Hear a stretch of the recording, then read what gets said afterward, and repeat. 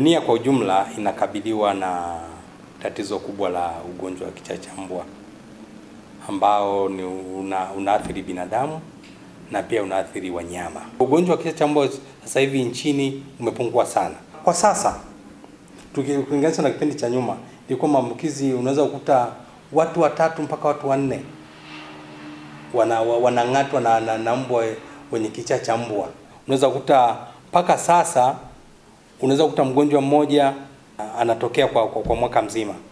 Ni wagonjwa 1 mpaka 3 kwa mwaka, ambao ni kiasi, yani tumepunguza kwa kiasi kikubwa sana haya maambukizi. Amesema haya kwenye mahojiano maalumu na The Chanzo iliyolenga kufahamu hali ya ugonjwa wa kichaa cha mbwa nchini.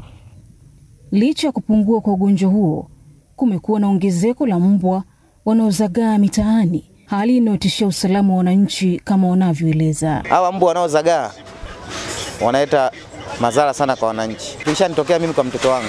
Mimi mwanangu aling'atwa na mbwa. Kwamba kuna mwanajeshi mmoja mbwa wake alifunguliwa geti akatoka nje.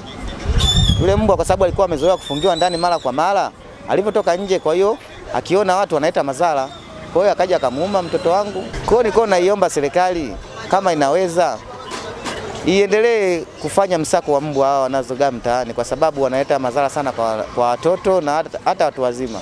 Ni kweli mtaani uwaga kuna mbwa wengi wanasambaa ovyo. Kwa mfano unakuta watoto wanacheza, inaweza kuwadhuru watoto. Wanamezagaa sana. Kwa ujumla ni hatari kwa watembea kwa miguu. Unakuwa unatembea na kuta mbwa amekaa njiani, hujui kama mbwa ni salama na kichaa hana kichaa. Asilimia 40 ya watu wanaong'atwa na wanyama wanaosababisha ugonjwa huo, wakiwemo mbwa, ni watoto wenye umri wa chini ya miaka 15.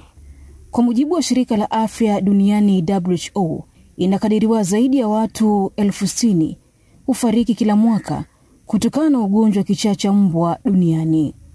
Serikali kwa kushirikiana na wadau wa afya ya wanyama imeandaa mpango rasmi wa kutokomeza ugonjwa huo ifikapo mwaka 2030. Ni kweli kabisa kuna uzururaji wa mbwa wengi sana mtaani. Na tuseme kwamba yani hawa mbwa kwa kawaida wanawamiliki. Hakuna mbwa ambaye hana mmiliki. Kama serikali tuna sheria inaitwa Animal Welfare, inaelekeza kwamba ni lazima mnyama apewe yale mahitaji yake muhimu, ambao mojawapo ni chakula na malazi. Kwa hiyo tunasisitiza wale wamiliki wa mbwa wote kwamba ni lazima waweze kuwatunza mbwa wao. Maana yake mtu asipofuata hiyo sheria ambao ni ya ustawi wa wanyama, anaweza kuchukua hatua. Wasiwache wanyama wazurule, kwa sababu wanaweza kuleta taharuki kwenye jamii.